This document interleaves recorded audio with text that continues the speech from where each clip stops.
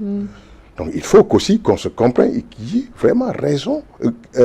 vraiment nous avons un minimum de réserve. Parce que quand aujourd'hui tu es en face d'une institution, le président de la République du Sénégal, il y a un minimum de respect.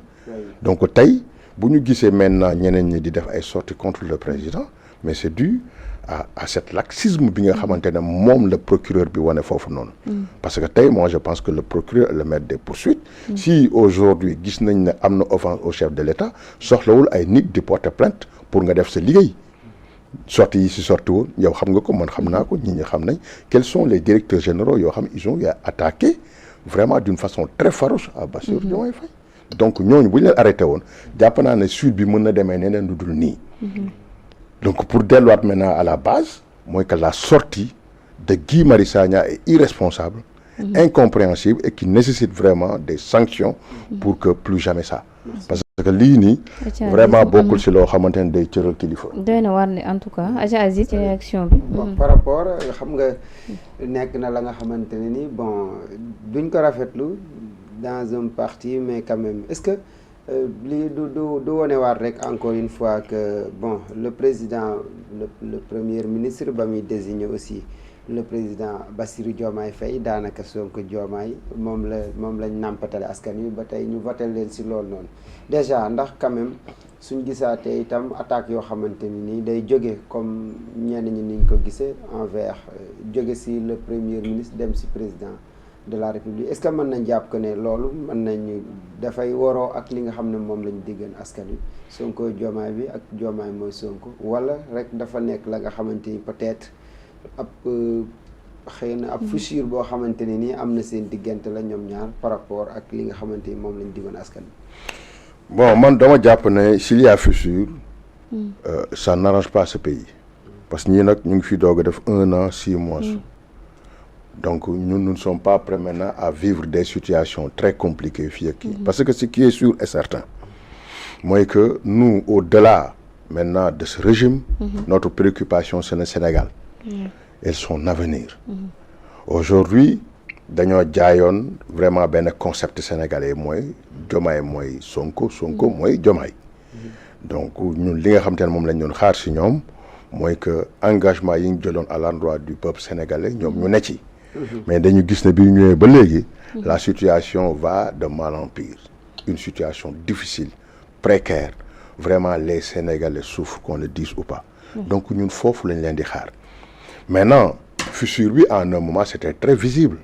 que les choses n'allaient pas bien et que ñoom ñaar vraiment ils ne s'entendaient pas et moi je pense que la sortie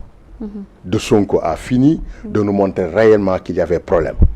Mieux maintenant, li gën a renforcer qu'il y avait problème, c'était vraiment ce riposte du président. Le président a été très froid, bi muy wax, bi nga xam te moom lay tontu. Maintenant, entre-temps, bien sûr, peut-être il y a des médiations, ba nga xam te ne xëy na yaakaar nañu ne xëy na àndaat nañu, mais xam nga entre guillemets ay kilifa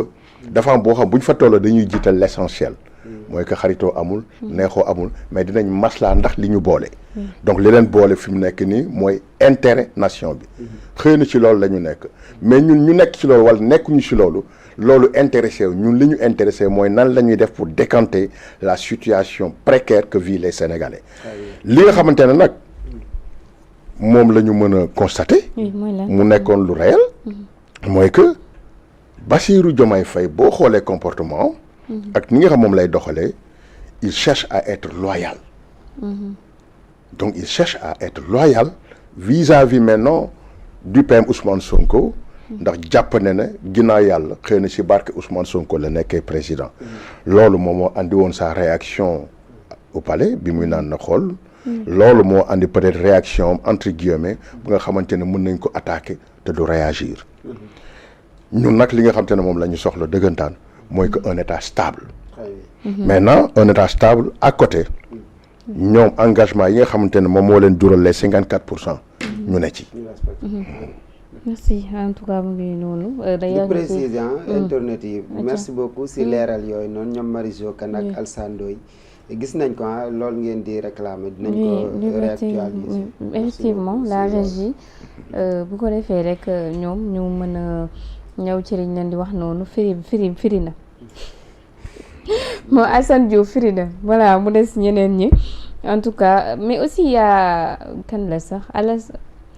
Ablaye Ndiaye nga xam ne nii mu ngi en prison moom tamit. Ablaye Ndiaye je pense que c'est le responsable de la communication de Farba Ngom. mais aussi Babacar dégg naa Moustapha Diakhaté di wax si moom dine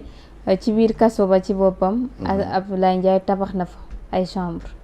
yokk ko fa en tout cas léegi entrepreneur lañ ko fay tuddee donc nit ñi dañ leen daan tëj kaso ñuy stressé tout ça mais on dirait que Ablaye Ndiaye quand même dafa dem pour liggéey. non xam nga boo xoolee moom bu ñu la waxee ñi daje prison Rebeuss dafa mel ni c'est la grande retrouvaille de la famille APR quoi. Ils sont tous là-bas bon naturellement ñenn ñi ñoo bokk chambre. donc dinañu am temps comme ni ko doyen Moustapha Diakhaté waxee. di nga am temps julli. partenaire de voilà et cetera. moi je pense que à la base Ablaye Ndiaye c'est un entrepreneur de métier. donc bu ko yàlla may teraanga. mu xool ne mën na andi apportam